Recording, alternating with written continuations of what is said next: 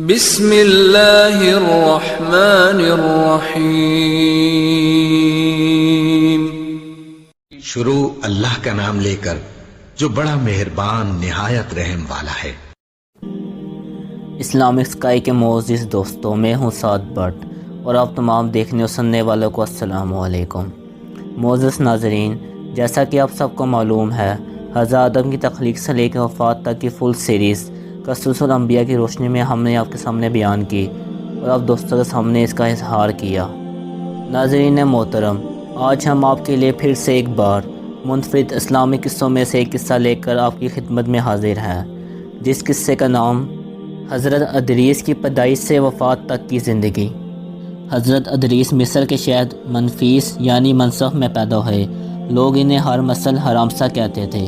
یہ سریانی زبان کا ایک لفظ ہے۔ ہرموز کا معنی تجربہ کار۔ بعض اہل علم کا خیال ہے کہ آپ بابل کے شہر میں پیدا ہوئے، پھر ہجرت کر کے مصر پہنچے۔ حضرت ادریس نبی صلی اللہ علیہ وسلم کے سلسلہ نسب میں شامل ہے۔ آدم و شیش کے بعد سب سے پہلے انہیں نبوت کا شرف حاصل ہوا۔ حضرت ادریس کا نام قرآن مجید میں 2 مقام پر آیا۔ سورۃ الانبیاء میں ارشاد باری تعالیٰ ہے، اور اے نبی اسماعیل، ادریس اور ذوالکفل کا ذکر کیجیے، یہ صابر لوگ تھے، ہم نے انہیں اپنی رحمت میں داخل فرمایا، بلا شبہ یہ نیک لوگ تھے۔ اور دوسری جگہ سورۃ مریم میں اللہ تعالیٰ نے فرمایا، اس مقدس کتاب یعنی قرآن مجید میں ادریس کا ذکر کیجیے، بلا شبہ وہ بھی نہایت سچے نبی تھے اور ہم نے ان کو اونچی جگہ اٹھا لیا۔ اس آیت مبارکہ میں اللہ تعالیٰ نے ادریس کی تعریف کرتے ہوئے انہیں نبی اور راست باز قرار دیا۔ اللہ کے فرمان کے مطابق یعنی اور ہم نے ان کو اونچی جگہ اٹھا لیا، اس کی وضاحت معراج کی حدیث سے ہوتی ہے، جس میں بیان ہوا ہے کہ چوتھے آسمان پر ان سے رسول اللہ صلی اللہ علیہ وسلم کی ملاقات ہوئی تھی۔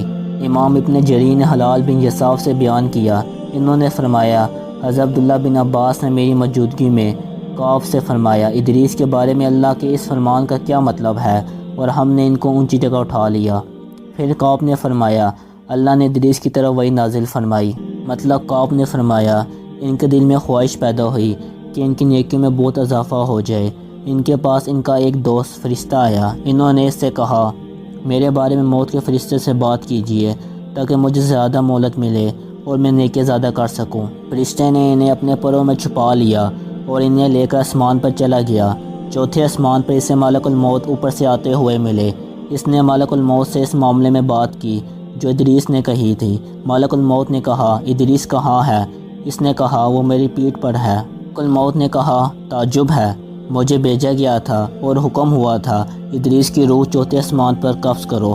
میں دل میں کہہ رہا تھا، وہ تو زمین پر ہے، میں ان کی روح چوتھے آسمان پر کیسے قبض کروں؟ انہوں نے وہاں ان کی روح قبض کی۔ پھر کعب نے فرمایا، اللہ کے اس ارشاد میں اسی طرف اشارہ ہے اور ہم نے اس کو اونچی جگہ اٹھا لیا، مطلب بلندی میں۔ حضرت عبداللہ بن مسعود اور حضرت عبداللہ بن عباس سے مروی ہے کہ الیاس اور ادریس ایک ہی شخص کے 2 نام ہیں۔ اس کی تائید میں حضرت انس سے مروی ہے، معراج کی حدیث پیش کی جاتی ہے، جس میں مذکور ہے کہ جب نبی کریم صلی اللہ علیہ وسلم ان کے پاس سے گزرے تو انہوں نے آپ کا استقبال کرتے ہوئے فرمایا تھا، نیک بھائی اور ایک نبی کو خوش آمدید، جبکہ حضرت آدم اور ابراہیم علیہ السلام نے فرمایا تھا، اور نیک بیٹے کو خوش آمدید۔ امام ابن اسحاق نے فرمایا، حضرت ادریس ہی وہ انسان ہے جس نے سب سے پہلے قلم سے لکھا۔ ان کی پیدائش کے وقت حضرت آدم زندہ تھے اور آدم کی وفات کے وقت ان کی عمر 308 سال تھی۔ معزز ناظرین، امید ہے آپ کو آج کا ویڈیو اچھا لگا ہوگا۔ اب میں ملوں گا آپ سے ایسی نئی ویڈیو میں، تب تک کے لیے اپنا خیال رکھیے۔ خدا حافظ۔